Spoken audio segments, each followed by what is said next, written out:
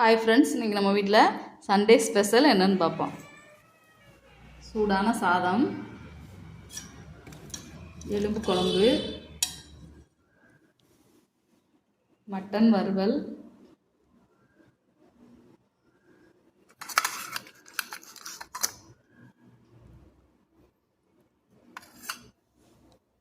ஈரல் gravy, mutton ஈரல் gravy, அப்புறம் மட்டன் கோலா உருண்டை, வேக வச்ச முட்டை, அப்புறம் தயிர்.